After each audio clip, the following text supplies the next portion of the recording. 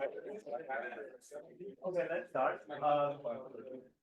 Today is my great pleasure to introduce our speaker today, Dr. Alberto Long. He is right now a research scientist affiliated to both our department and the REEF, which is the Research and Engineering Education Facility located somewhere in the Panhandle. He joined us since 2020. Before that, he received both his bachelor's degree and doctoral degree at Texas A&M. His research project spans several different areas, including vision-aided investigation, space mission, and also advanced counter military. He is also actively collaborating with both the Air Force Research Lab and also the Army Research Lab, as well as several other universities nationwide. He is now the Autonomous Vehicle Lab. He's the manager of the Autonomous Vehicle Lab, and his talk today will tell us many of the very exciting research there. Without further ado, let's welcome our speaker. Thank you. Right there. Thank you for the nice introduction. I'm very excited to be here to connect and to reconnect with some of the faculty members. We had an amazing Monday, the retreat. I got to know most of you, I think, and as you might know, this presentation is intended to be a means to be able to get graduate faculty status, but also I want to use it to reconnect and to connect with some of you. And you'll see an overview of what we've done and what we're working on at the REEF. And hopefully you will recognize some of the overlap, and hopefully we will get some collaborations out of it. All right. I've been at the REEF for some years now. I got to experience the REEF since I was a graduate student. Then I was a postdoc, and then now as a research scientist. So it's a really more than a lab, it's an environment. We're located next, essentially across the street from Eglin Air Force Base. So it's a really, really nice place to be at. And but we also collaborate with the Army Research Lab. We also host students from the US Air Force Academy. And we also collaborate with Tyndall Air Force Base, which is in Panama City, and DTRA. One of the main goals of the AVL is to support AFRL mission under the umbrella of GPS denied navigation GNC, but we also help them to train some of the GNC personnel that they are hiring. Some of the onboarding process happens at this lab, and we also get some students, and we also get to collaborate with other universities like University of Nebraska, of course, UF, Texas A&M, Georgia Tech, University of California, among others, and of course the Army Research Lab, and we used to collaborate with Sandia as well. And the lab overall is very focused on hardware proof of concept development. So we try to get our algorithms on actual robots, and I see some of the students that know that very well. We get to have things moving around and have a lot of fun at the lab. We host summer students, and that's the main. Those are the main students that we have. We don't have long-term students yet, and hopefully we'll get them after this presentation. We also host some. We have hosted professors from different universities. Last summer we had someone from University of Alabama, and what I'm so happy to say that most of the professors that were once visiting professors are still collaborating with us. That includes University of Nevada and UNCC, Charlotte, for example. We have postdocs sometimes. I was one of them, and we host those research engineers from AFRL. So far, since I think this is counting, the last 5 years, we've roughly published around 60 papers, and that's thanks to the great effort that our students and our staff puts into all of the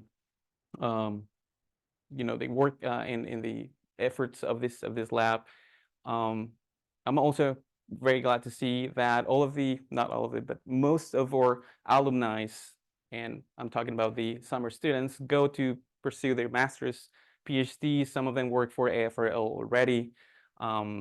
They get to network very nicely just because that's like a bonus of the lab. You're just next door, Eglin, so you get to know the program managers and get really nice opportunities to network.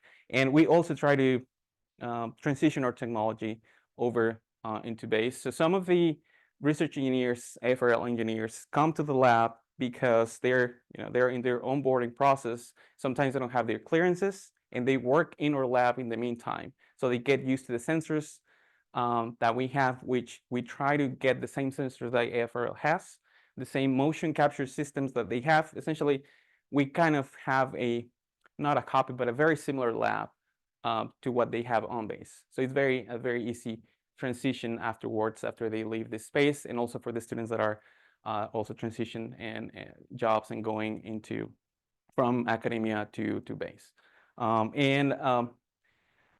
Some of the developments that we've had at the Reef, software packages, hardware, rigs, things like that, often they transition into base just as like a technology transfer, and they continue building upon it, and because they have the nice toys, right? We don't have an F-16 in the lab, unfortunately, but they do, and they can fly it, and they can test some of the things that we started at the Reef when they look promising. So that's very nice to see. And of course, all of this happens because we have a team of people, and we have students over the summer. We have here our 3 research engineers, Matt, Christy, and our new hire, Harshang. Great people, very smart and talented persons. And we also have Jared, who is our IT person and hardware guy. If we crash a quad, if we do anything goes wrong, he will fix it. We have network delays and our quads are just landing on each other, he will fix them. So yeah, it's a great team, and myself here. And I want to just also to publicly say thank you to our program managers from the Air Force, Dr. Kevin Brink, Zach Bell, and Mike Anderson from USAFA. So thank you to all of them. That's why this is possible. Zooming in a little bit more into the technical part, I mentioned that we do GPS denied GNC, and while we do this, we try to rapid prototype software and hardware. We're talking about autopilots for quadcopters. We're talking about guidance loss. We're talking about new controllers, things like that, and quickly put them on hardware and see if they're what we expected. And we try to push those into a journal level proof of concept so that we can also publish along the way. So while we do the training, while we do summer interns, while we do all the lab management, we also try to push that publication forward, enabling research in the DoD personnel training. And one of the examples on how this looks like when one student comes to the lab is like this really nice project that they call the Smellycopter. So the students from University of Washington, they're coming from a biology lab, not GNC lab. So these guys had a moth in a cage with a lot of moths so that they could cut off the antennas of them and use them as a sensor for otters. What they wanted to do was to detect, I think, explosive sources or otters with this biological based sensor. So the only thing that they have is in this box at the time when they got to the reef. This electronic board will have as an output this electrical signal that was commensurate to the otter, or I think the intensity of the otter. And what they wanted to do was to some sort of plan the trajectory, kind of cast and move in a way that they could localize the source of the otter.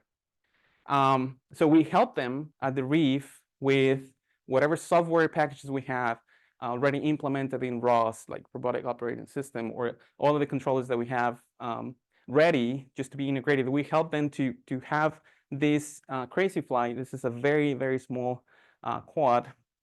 I think you can fly for max 2 minutes. It depends on what you put on it, but it's a very small quad. So they put this sensor on it, and we help them integrate it with the guidance law and some control law that's in a way that they can fly it and actually test it. So that happened in 3 months, in 10 weeks.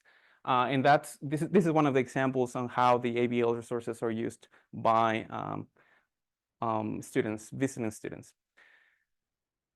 In that case, they brought their own like initial project, but we also have, let's see if this, we also have our own hardware where students can get to practice with concepts like filtering, Kalman filters, or estimated particle filters. In general, controls or GNC, they get to practice with communication systems. Like we can talk about radios, like Baker waves, for example, or ultra wide band radios in ROS1, ROS2 middleware, which is nowadays kind of the standard in robotics. So one of the students, Adam Pooley, is the one that worked on this summer, implementing that. That's a velocity control following a kind of rectangular trajectory while the robot is spinning. The main objective of this robot is to be able to mimic, to some extent, the motion of a quadcopter, which is, well, without the pitch and roll, of course, but you have that holonomic capability there. And before flying, you can test your delta post odometry algorithm. You can test your estimator even without flying. You can do that on the ground and then transition it into a quad. This robot uses the same estimator that is on the flying bot.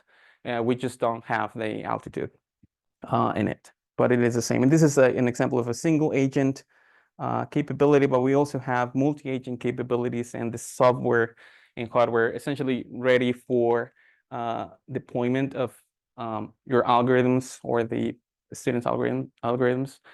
In this case, we also have the turtle bots, which are differential robots. They can move side to side like the previous robot, and we can play around with quads at the same time.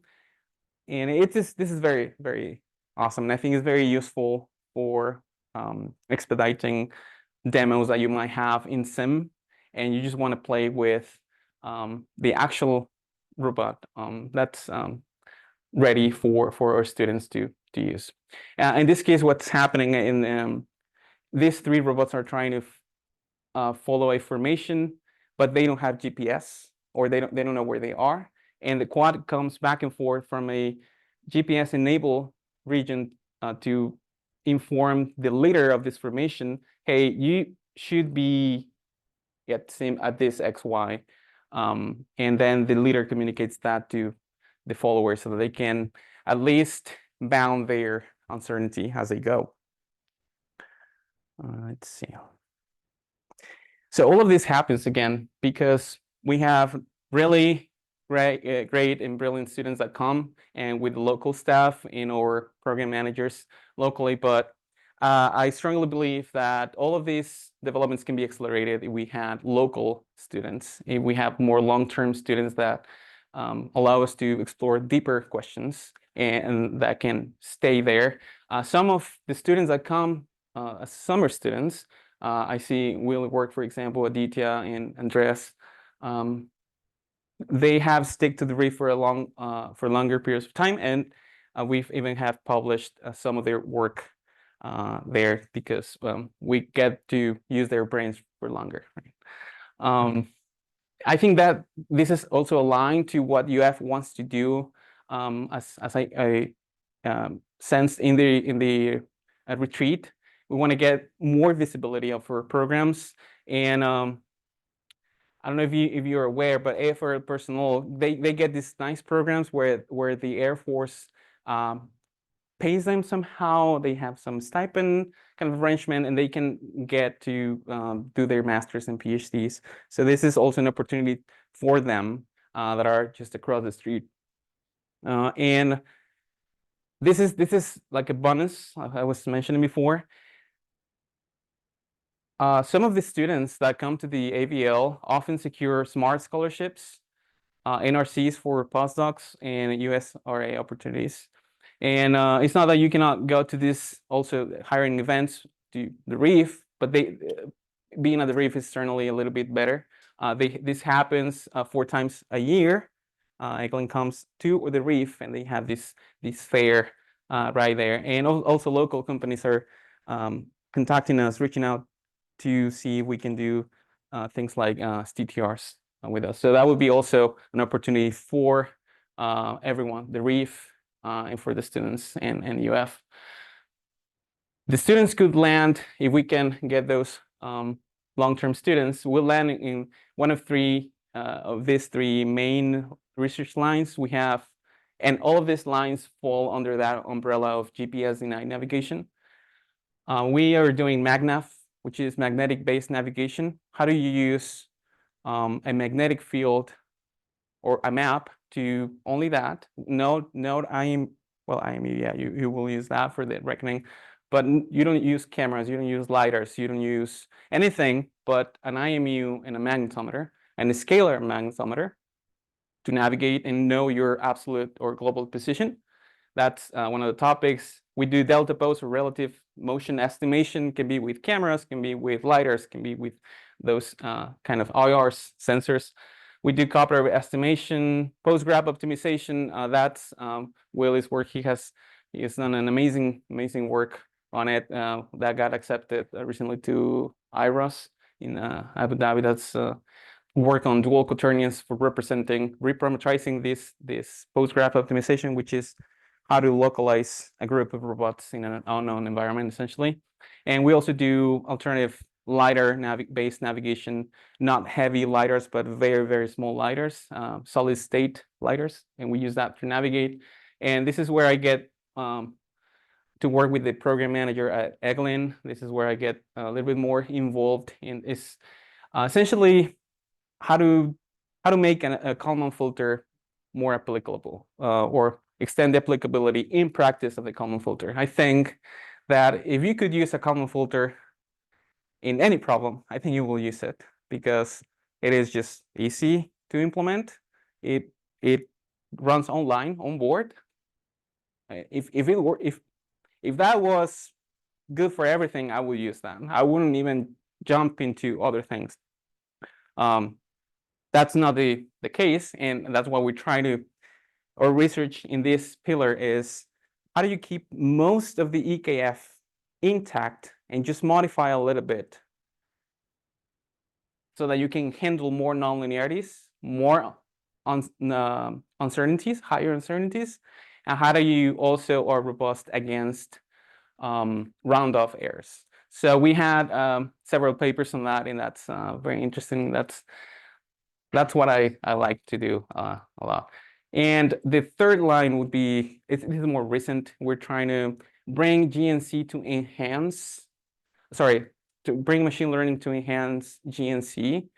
And note the word enhance. We're not trying to substitute GNC classical methods. We're trying to find those places where learning something through AI, it's beneficial to classical systems. One example could be uncertainty inference. If you have a delta pose estimator that uses images, and you would like to use that estimate to fit it into a navigation filter, you certainly need a covariance estimate. How do you get that out of the delta pose estimate? So we want to know if we can learn that uncertainty that is embedded in the delta pose estimation itself, and then pass it to a filter, a navigation filter, so that it's a consistent covariance matrix for the measurement. We also want to do some physics-informed calibration for the MagNav work. One of the main problems in magnetic-based navigation is the calibration of the sensor. What that means is you need to remove the magnetometer is mounted on an aircraft or an agent, and the agent is made of a lot of magnetic things. So how do you clean up the measurement? What's the model of your robot? What is a magnetic model? What is that vector sum so that you can remove that interference vector and clean up that measurement? So we're trying to do, we have some good models to do that, but they don't do as much, they don't do as good as we liked. So we're bringing machine learning in there. And Andres Pulido has been working on how to track unknown targets. You have a camera, you want to keep track of a target, but you don't know the model of this target. You don't know if it's a differential robot. You don't know if it's a holonomic drive, and you're trying to track it, and at the same time you're trying to guess what the model of that vehicle is. So if we get to have these students, they will leverage what we have, and they will also help us advance this. So currently, not, I was going to say the pie, but this is more like a donut. The donut looks like this. We have some support from AFRL, this big chunks right here. One is for the GPS denied topic. We have some rapid damage assessment for runways. We're trying to quickly identify damage on runways. This is for Tyndall Air Force Base. They're interested in that problem, and the academy funding that comes to do apply GNC. For the cadets that come from the academy, they do more like, we help them to do their capstone projects. So it's more like applied GNC. They have robots that can, tear down a wall, or they're trying to drill on very thick cement, or they're trying to do they want to do rapid mapping through unknown tunnels, because they want to send something through. The soldier has this gun, and they want to shoot something that has some sensors that can do this mapping very rapidly, to have some situation awareness, for example. Those are kind of the things that we do with them. And this is how we currently look like. And I just wrote 3 more proposals to get the donut modified a little bit, so we have a little bit more resources. One for AFRL, this is the 3rd pillar that I showed you before, is machine learning for GNC. And then we have hardware in the loop. This is a seed fund that actually I wrote with Matt Hale.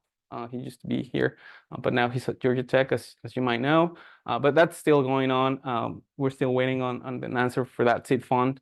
This is human in the loop GNC, and I have a video on one example of how this looks like.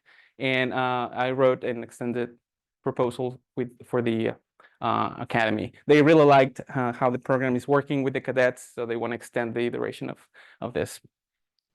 All right, and just to get a little bit less into the numbers, let's see one of the demos. This work actually is heavily based on Warren's work. This is in collaboration with industry and UC Santa Cruz, and Zach Bell. What they're trying to do here is include that ML concept into classical controllers. And what's happening here is we have the task of tracking that circle with a squad, and we have uncertainties, we have disturbances, like we have that fan on the right, and we have that thing that's kind of wobbling around. It's a water bottle that is attached to the quad, just to make it more exciting. And we have the classical PID, the MRAC, the model reference adaptive controller, a modification of that controller, and the work that is showcased in this work, which is a deep neural network adaptive controller, essentially. And that you see how it actually learns low frequency disturbances like the fan, and the high frequency disturbances, which is that water bottle. And it's doing a fairly good job, which is very exciting to see. I think this happened independently. It's like an independent validation of what Warren's lab has been doing. And it's just amazing to see that all of that math, all of those classes that we took, actually work, which is very exciting. All right, and let's see, human in the loop. This is the work that we've been doing with the Army.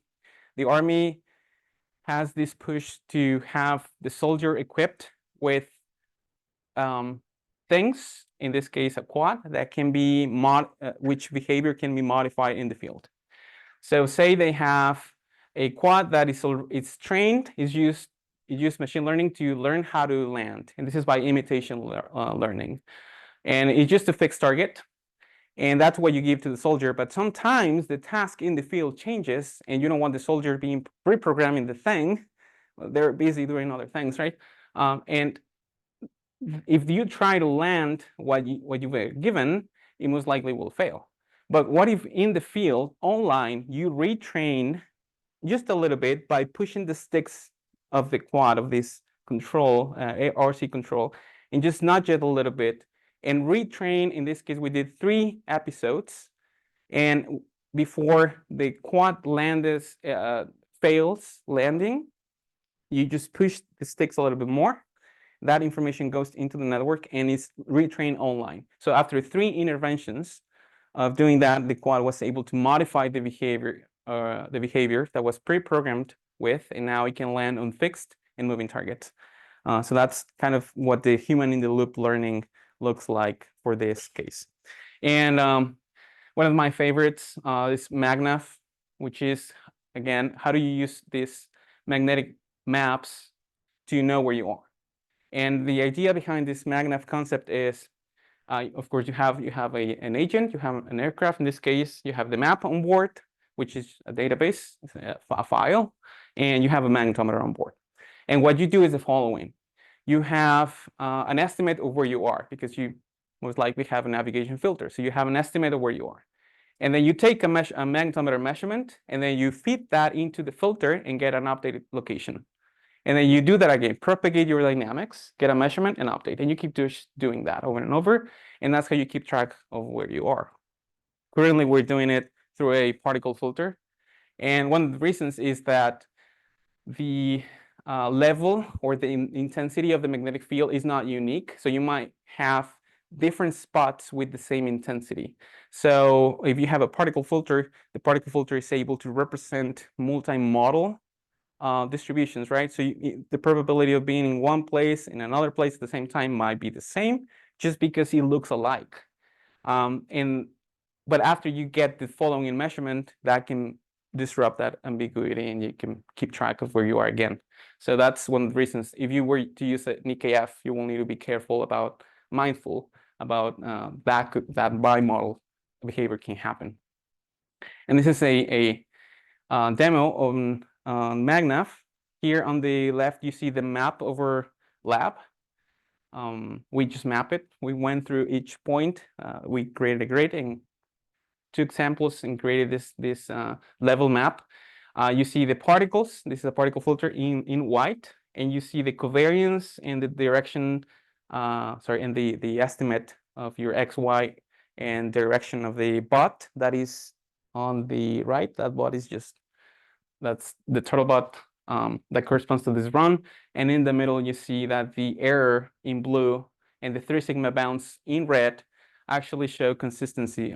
Consistency would mean that the error doesn't go out of those bounds, which is really, really great. We've seen that we can navigate within plus minus 10 centimeters of error overall when you do this magnetic nav.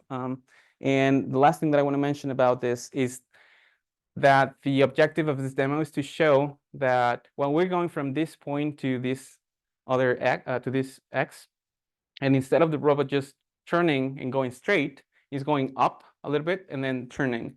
And the reason is that we have a path planning algorithm that is based on information gain. And this is some work that we did along with Dr. Jane Shin here from UF. And that uses a standard dynamic programming, nothing fancy. We just use a descending horizon of, I think, 5 or 7 steps to look ahead. And that's how we decide we're going to move next as we go. And we just resolve that problem at every iteration. And it works online. So that's very nice to see. I think this is the last video. This is related to damage assessment, detection and assessment for runways. We're using a machine learning approach to isolate those damages on the runway. We just started with this project, and there's still a long way to go, but it's very exciting to see that we got the AI, the network to isolate those damages. And the next part would be locate them in an X, Y, Z coordinate in the world, so that we create a map of where those damages are, and then we pass that into higher levels officers that can decide what to do. How many persons are going to be sent? They're going to be sent to repair these runways. And this is I think this was the last. Oh yeah, and of course we don't have a runway in the lab so that we can bump it every day, but we created this Unreal. Actually, this is work by Christy Waters, one of the research engineers. She did an amazing job creating this Unreal-based simulation of, bombing a runway. So we go with this quad, we damage it, and then we come around, and that's when we try to use the algorithm. And this is the data. Well, this is still kind of it's not the fidelity we want for training the network that we're using, but this is a really nice start. And then it's providing for now the information that we want. And we try to not just incorporate this new Unreal part in our lab. We also want to create high fidelity simulations for quads and robots. So that's still going on, and I think this is really fun. And I think that's gonna be, let's see. Yes. Well, yeah, that's what I have. Thank you very much.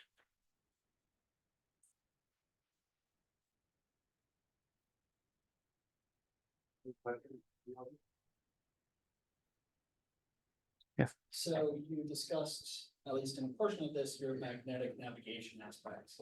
And for simplistic devices, that makes complete sense, but with complex devices that have other electronics on it, you might get interference with some other magnetic fields. Can you speak to maybe the challenges of implementing such a thing on a device that has multiple electronics where you might get interference? Yes. So actually, I have this slide hidden. Let me see. On skip slide. So what happens? Yeah. So we have this same platform that we're using. Where can I go to? This same platform that we're using, now it has a board of electronics underneath. We have relays, we have DC motors, we have servo motors, a computer, things like that. Because yes, the Air Force actually wants this so that it can be put in an airplane, which has wires, computers, is throwing back, throwing up. And what we want to do next is we're trying to learn all of those effects. And that platform, now that it has that electronics board, we're going to try to find if there's a model that can learn those disturbances. So one example could be, okay, I have two relays, and I have 4 combinations for these relays on and off states. So we want to go around the map, try to navigate, turn on and off these relays, gather that information, and try to learn what the correlation is to try to clean up that. So that's what we're currently working on in terms of calibration. But yes, that's very difficult.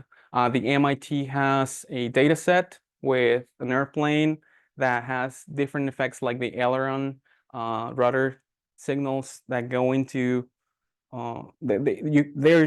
they're just there, and I think there's a challenge posed by the MIT. Can you learn those effects somehow and remove them from the measurement? But yes. A couple of questions. Do you have any relationship to UF Transportation Institute? No. Okay, who are the managers that you work with at Eglin? Kevin, yeah, it's Dr. Kevin Brink and Zach Bell. Yes. I can follow up on that. It's a non-technical question, but the funding that you have and that you applied for, is that more fundamental or applied, like 6.1 or 6.2? That is 6.1. Yes. All of it? All of them. Yes. Do you ever write an acceptable list? No, I've started to write one with University of Nebraska, but that's just like on pause right now. Yes. I'm gonna shift it back to a more technical question. Yes. So you talked about a variety of different sensor modalities. Do you have any results of filters that blend the different types of sensor measurements together to give you more accurate information instead of just solely relying on either MagNav or hose estimation or cameras? Do you ever mix the different sensor modalities like this? Yes. So when we do delta post odometry, we do RGBD or monocular and IMU, sometimes with sonar. So yeah, that's what we've done on that. And then for MagNav, we do IMU and the magnetometer. For the quads, so we're working on a project that, in order to compute the delta pose, we're trying to leverage the planes that you see indoors. So that's fusing LiDAR, IMU, and RGBD. Yes. What are the next research directions that you're gonna take with the human in the loop project? Yes. So one of the main projects is WTA, weapon target assignment. So for that, you have different assets or weapons, and you have targets, and you want to know what's the best way to organize these assets to get to the targets. So there's a solution that we have that's GPS based though, but we have that problem at hand. And what we want to do with that is, once you have the solution, sometimes that solution is just, of course, it is based on the optimization and cost function that you're using to solve that problem. And sometimes it's just the solution that you get. You, as a human, you're considering other things like context. You're considering other things like intuition, let's say, and you will like that the solution would have been different. So in this WTA or a human in the loop work would be, we have the solution. The asset number one is going to target number one, and asset number two is going to target number two. But what if I, as a human, as my judgment is like, no, I think all of you assets should go to target one. Can we add that information as in a similar way that we did for the landing, so that we nudge the algorithm and learns the context of what's going on? And the context could be if we can assign a score for the danger of some targets. What if one of the agents get treated, is killed? And based on where they are, based on how dangerous the other targets are, the human can add some context information there. So that's one of the following steps.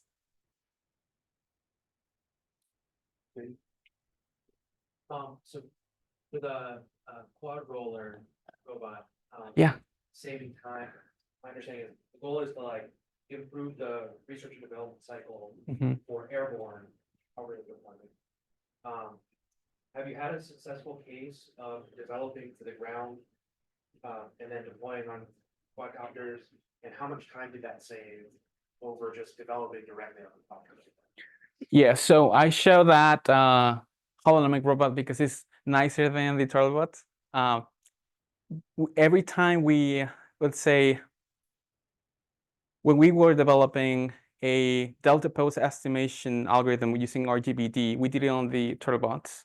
And that was a very easy plug and play when you just fly it. The reason is, and I think I mentioned this before, the ground robots use the same control package and the same estimator package that you use when you fly, with the only difference that you have the altitude hold.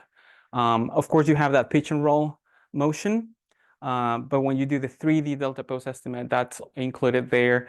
I would say it takes 1 to 2 weeks to transition your algorithm in, just like maybe max, because it is the same software. Yeah. So if you save 1 to 2 weeks, because the experiments are cheaper, like gathering training data is cheaper, everything is cheaper on the ground. And also is less work if you crash, right? you don't need to rebuild it. It takes a long time, maybe sometimes 4 hours, 6 hours to rebuild a quad. And I had a question about your magnetic nav. And Yes. if you have any intentions on making it robust to changes in your inventory, magnetic field there. yeah, that was something Dan and I were discussing this morning. Yes, that's something I like to do because yes, you have the map. And what if I'm going through this region, which I knew, and now it's not matching, right? My measurement doesn't match with my map.